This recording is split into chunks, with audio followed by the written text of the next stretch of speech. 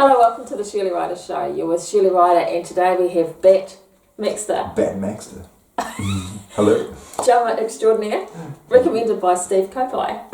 Thank you, Steve. And Matt, you drum for Electric Universe at the moment? Do. Yeah. And you want to tell us a little bit about that? Tell us about the band and what. I've only heard of them recently, last year, and only been with them for 3 or 4 months, but yeah, really nice people and nice to make original music. Yeah.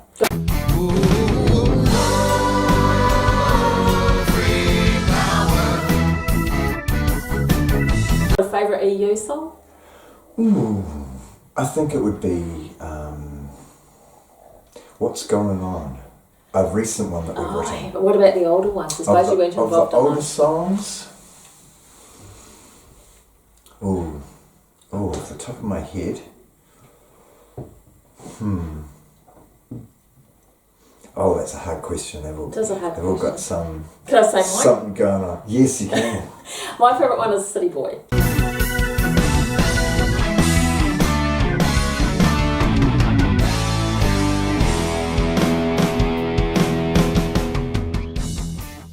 City Boy. I think it's because I like City Boy. I'm just learning that one right now. Getting my. A little bit of history that you might not know, because I used to be in the band right from the beginning. Yeah. I'm not in there now, obviously, but I'm leaving. Do you guys still do that? It was the very first one we wrote. No, we're not doing that. Well, we haven't yet. Okay. Yes, like I said, I've just joined them, so I'm sure they'll come out. Maybe later on. Yeah. Oh, that's really cool. So we'll go back to that subject later on. Any other projects that you're involved in? Yes, I have a project that's been going on for 27 years now. So that's a very good friend of mine. Obviously, we've been writing and making music for a long time. That is a very King Crimson-esque odd time meter. We love playing with odd meters and different arrangements. I love that creative swinging through the jungle type music.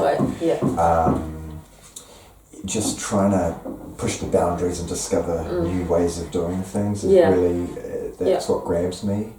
I also have my music therapy, so that's a very important thing to me, and learning, expanding on my knowledge of what music therapy really is and how to deliver. And what do you think it is?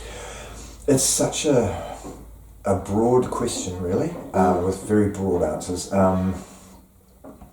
Ultimately, I think it's about facilitating a healing environment with someone and using sound and rhythm to allow them to, for lack of better words, bring their mind into their heart and connect to their body, whatever their ailments may be. And even just a wonderful de-stressing process. And it's very simple, such as beating a drum at 4 to 6 beats per second. That's powerful, and it's very simple, but it allows you to meditate basically without having to focus on meditation. So it's a tool that allows you to access those deeper aspects of your being, which I do personally believe in the biology of belief and the fact that we can regulate our system and we can heal ourselves. And I won't go into this because it's a personal question, but we were talking about before about the spiritual aspects of music and beating the drum and things that can happen with that. And for those that are interested, I'm actually going to be doing a whole research topic. I've started it already to do with, because we've been talking about it, to do with music and spirituality and channeling and things like that. So awesome. We'll get into that later with some anonymous artists. Very an ancient art form, but I think can serve a lot of people right now. Yeah. Anyway, so you're obviously a drummer. So who are your influences growing up? I started with, I think the first album I ever heard, I was 7 years old. It was my brother's 21st, and I found Simon and Garfunkel. Oh, nice. And The song The Boxer, just really hit me, and I was blown away, and I listened to it over and over again. So that was my first, wow, I love music. Okay, it's good you can record something. I was grade 4 on piano at that stage, and I got to grade 5. You got further than me. And of course, for release, they made me play for release, and that put me off piano, which is a shame. All these years later, I've gone back to piano. But that's what I'm learning in my teaching, is that there's a new time on our plate, and you really got to incorporate the fun. And Yeah. I always look back and go, how come I got to grade 5 on the piano and my piano teacher never said to me, look, you could write your own song. Yeah. You know, there was very little of that creative aspect. It was just, here's the theory, this is all about reading. And I think it really exemplified our world back then, very attention to the visible surface of absolutely. things. As opposed to, hey, don't forget, you know all these chords and scales now. So, and I think that's right. I didn't like it either. It was when I, because you had to know, I was a child and you had to know fractions really to understand quarter notes and all that sort of stuff. And I was just like, I don't understand. I was terrible at maths. It's like, oh, throw that out. And so I didn't get very far with it. But creatively and by ear, I got way further. Oh, and that's where you find the joy in it too. Yeah. It's like when you learn a song off by heart, then you really enjoy it. When you have to read it still, it kind of detracts from the joy. Yeah. Okay, so you play the piano and you play the drums. Do you play any other instruments? No, that's really it. I've been around guitars since I was very young. My brother's a guitar teacher and a wonderful guitarist, but I still haven't learned a chord to this day. Yeah. It's something I've always thought, I think I'd better learn a bit of guitar. Have you ever written songs? I've written one song on the piano, and I've got another one in the making now. So that's awesome. What would you say your creative process is? I start with a clean slate, and I let my imagination. So the only song I've ever written on the piano came from a visualization exercise of a lake that I was at as a small boy, and I thought of the bottom of the lake, top of the lake, hitting the light, and going down the river and out to sea. So that's what wrote the song. It seemed to come more from my thought process and imagination. Wrote the notes. They're very simple, but I was quite impressed with how it was backwards. It wrote backwards instead of thinking, oh, I might do this key, I might do that, I might do this rhythm. It's sort of, I thought of the water, and the water gave me the huge appreciation for jazz. And if I could go back, I would have really studied jazz. I think, just to get a solid sound foundation and understanding, because I think just the more tools you have, knowledge is power, then you can incorporate into your own. As an example, I think, I love Pink Floyd for their space and their simplicity. Yeah. I love King Crimson for their complexity and their craziness, but where they're also got that, there's a musical integrity in there I really resonate with. I love Tool for their musical arrangement. Yeah. So those are just some examples, but even Tom Waits, I love Tom Waits for his music. So composition, it's a hard one because I've got a very broad taste of music. I'm really not a fan of it. For me, music is about what are the musicians about. So the pop market now, I'm a little bit. Well, no, I've never been a fan of the pop market. Not because there might be well constructed songs and they might have a good message, but the general message is we want to make money and copy those musicians that have made some money. Whereas when you look at the pop market back in the 60s and 70s, they were very individualised. Janis Joplin sounded nothing like Hendrix, sounded nothing like The Doors, sounded nothing like Black Sabbath. It just goes on and on. Yeah, Bob Dylan, they all had an originality going on because I think they were coming from more of an altruistic counterculture. We want to say something with our music, whereas a lot of musicians out there now are like, we want to say something that's going to get us the gigs and get us the money, and that's not me. If there's anything I'm not really about in music, would be that. Totally. We'll probably be alright then. Yeah. Do you want to travel? I would love to travel. It's something I've missed out on. I mean, I left school at 14 to go on the fishing boats and did 7 years commercial fishing, so I haven't been spoiled for I've been a bit spoiled for experience in that way. I've sailed a yacht to Fiji and I've been to Australia, but Fiji and Australia it's so far apart from being 4,000 miles. And which was the best, Fiji or Australia? I liked Fiji. Yeah. What was the Australian music scene like? Did you sort of I didn't get to tap into it enough. I went there for music but found myself stuck in queue in Melbourne, and I had a good job, but the person that I was going to get into the music there, he got signed up in Canada. So I found myself stuck in a city with people I didn't know, and I gave that 9 months and just came home. Just didn't quite take off for me. And on the topic of music, with a different country and stuff, who would be your favourite band or artist? It's such a hard question. Or one of them. Led Zeppelin is one of my favourites. Bands.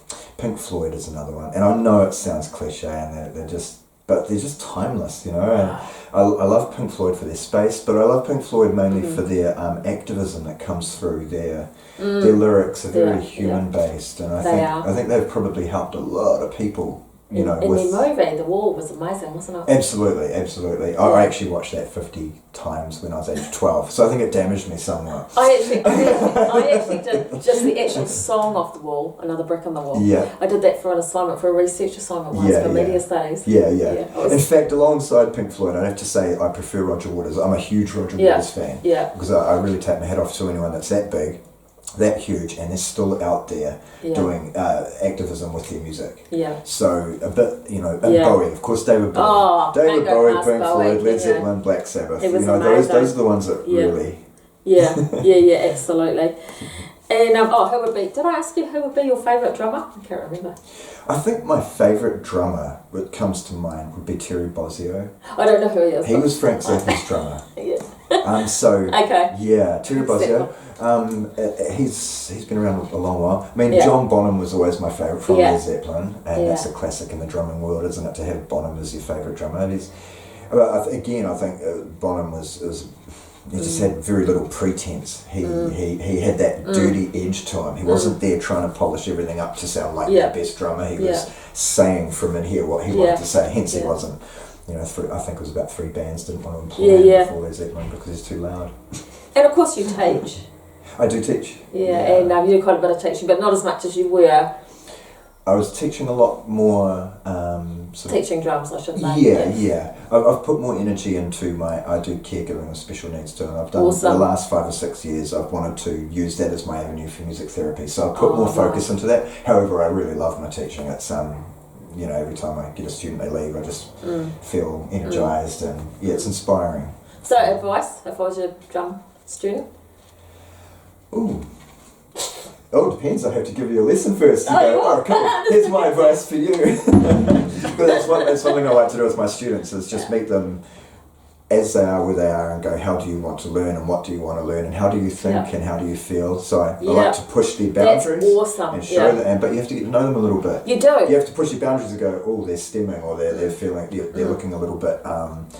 You find the boundary and then you go, cool, I'm going to work up to that mark and slowly stretch it further and further. I think that's really good. It's like treating the person as a holistic being, not as this is the program and you will follow this no matter what you want to do. Because that's why another reason I hated music. Hated, it's like, well, that's not my journey, I don't want to do that. It's like the world, it's the monoculture, and it's not healthy. I think one size doesn't fit all, and you want to gently be there to nurture them into their expansion. And that is, in that process they learn discipline. They want to be disciplined. They go, oh, I can do that, and you get them over hurdles. But and then for some people, they want to read and do all the very rigid stuff. They benefit from that. They might come from a family or environment like that, so they're going to respond to that. So you really have to apply a theory of mind and just get to know a student a little bit. Absolutely, yeah. So do you just get to know them along, like, so you meet them, so do you work out a plan when you meet them, or is it kind of like...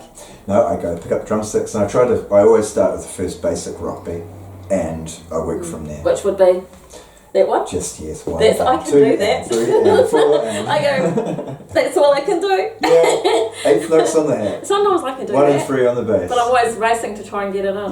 I try to teach my students the language of counting. It's something I missed out on when I was younger. Just the power of understanding a division and counting it. And I try to make it not boring, because you have to be articulate and relevant. So, and it can take quite a while. Even voicing out a beat, if you say to a student, look, voice your beat, do, da, do, do, they look at you like you're crazy. And I remember looking at my teacher like he was crazy. But it can take them a while to realise that if you can say it, you can play it. That's old jazz saying, and it is very real. So that's my main thing, is have they got their understanding of the 5 or 6 main divisions that you use? Do they understand the power of a metronome and playing in time? Do they understand, can you being able to voice a beat? And I start there. And so many of them, especially in this day and age, they don't want the rigid discipline of rudiments and that, but you want to try and get them to understand that they are powerful tools. And so I've been teaching often from where I wasn't taught. I'm like, what did you miss out on? And I also try to teach through my mistakes. And I try to get my students to understand that when they look at me and they go, wow, look at what you can do. I'm like, you could be 10 times better than me. You're 12 years old and you're 3 times better than what I was when I was 13 or 14. That gives them that incentive, and then all of a sudden go, oh wow. You try to demystify it. It's interesting too what you were saying before about, you know, the whole meditation, the whole spiritual side of the drumming and meditating. Because of course when you think about the African sort of culture, and that was always the drum, wasn't it, and meditating. African, Celtic, I mean, all indigenous cultures really, they've used the drum. South American, North American, Celtic, African, I guess Africa possibly is the place where it originated. Or is it the heartbeat of the planet is where it originated, and you know, that pulse and that resonance. I'm very fascinated by frequency, by sound. Energy and and where it all actually marries into one. And simplifying. Maybe we'll find out at the end of the research project. Who knows? No. We always find out. We always find something out. That just gives you more questions to ask. How would you rate your talent? Oh, very average. That's a hard question, I've got a long way to go. That's how I'd rate my talent. Compared to me, it's amazing. I think I'm very lazy, and I always had wonderful potential, but that's like, that's a cool journey. We're all in that boat, like, we're always challenged by our potential. We see what we can do if we did that extra work, you know, and it's not that I've been lazy, actually. I've had my fingers in many pies, and I've been doing special needs, and I've been doing, so I've had quite a few different things going on, so I'm not I remember in Wellington when I was playing 5 hours a day, and I was just a broke musician, but I was playing 5 hours a day. That's when I started to see that if you keep doing this for 2 or 3 years, you're just going to go to levels. I only did it for a year, and then life happened, relationships happened, things happened, and I've actually been wanting to get back there for a very long time. So interests outside music? Oh, scuba diving, ecology, environmental science, and I've been very passionate about climate science for about 20 years. I've been fascinated by sociology and psychology. I just love it. Psychology would be interesting. These are the things I would have loved to have studied. Anthropology just Sociology is actually very hard. I did that at university my last year, and and sociology was actually hard. Very convoluted. It was very. I don't actually remember it, to tell you the truth, but I don't know how I passed. I'm just fascinated by what we are and where we're going, and consciousness. I'm very fascinated by this journey of life without having to buy into an indoctrination and I think for me that's the key. The more I leave it on a neutral platform, and so I come from a scientific way of looking at things. I really value science and being able to conclude, but I've got a great love for that interconnection where synchronicities and things like that are very real phenomena. I'm fascinated by that. I think they will become scientific one day. It's just that we haven't been able to tap into working out a way scientifically proving it. That's all. But we know it's real. We're evolving. Who knows? Someone might work it out one day. And of course, even when you look at science, some of it's like rigged anyway. So you've got to look at the science and think, is it science, or is this something to show something that someone wants for money? Well, I think that, again, it's not so much the science that's flawed, it's our political agendas, and it's our cultural agendas. And in fact, I've always been fascinated by, maybe don't point our fingers at global tyranny, maybe because we're supporting that company, or we keep voting for politicians that we know they're just businessmen. Well, then maybe we've got something to look at there. Maybe we're contributing to it. Again, that's why I'm fascinated by being able to look at the bigger picture, holistical. And that's I think the problem with science is there's so many specialists, but not enough that tie in where they all marry into each other. I was having a talk with a friend the other day about that very thing. He's a hardcore peer-reviewed scientist. He follows only peer-reviewed. But I sort of thought of the fishing industry here and thought we'd only go to this level of decimation because there was some social science missing or political science that allowed, with the fish stocks, they just measure fish stocks. They're not actually bringing the science of the damage we're doing to the benthos, the substrate, or even ocean acidification coming from all these other far removed aspects, but they're not far removed. They're actually affecting the fish stocks, and even overpopulation or greed, and the way we're operating economically is affecting our quota. So how can you have a balanced quota when you only take one part of it? So, but again, that's not the sciences, that's our political agendas. I think are very correct.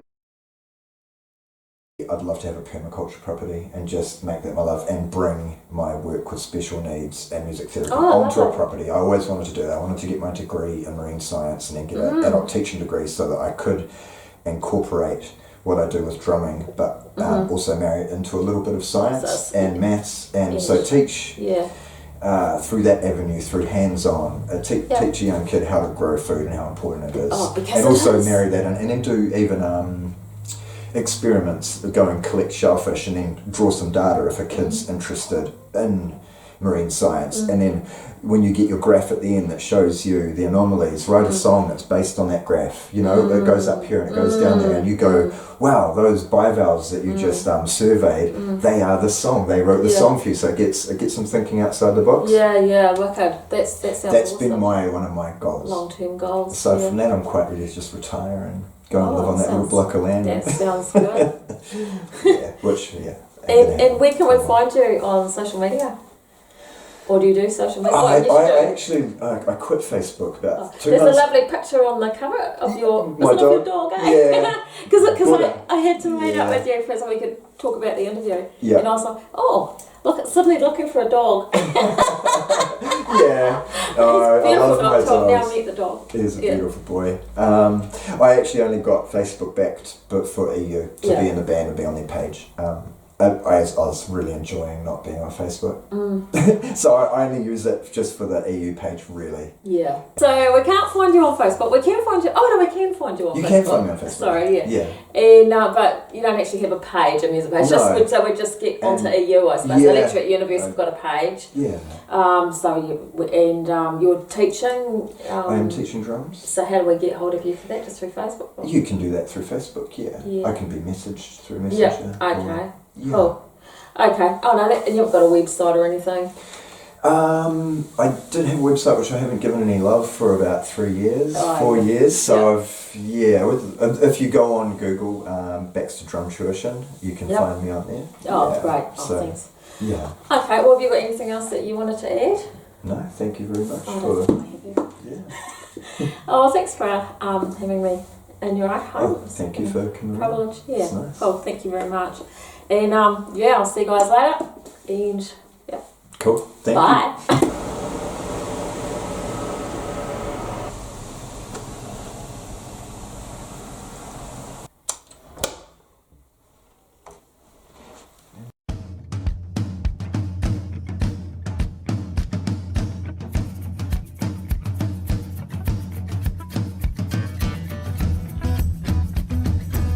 Remember to hit the subscribe button if you want to receive more notifications of uploads. Also, give us a thumbs up if you enjoyed the video and leave a comment. I love to hear from you.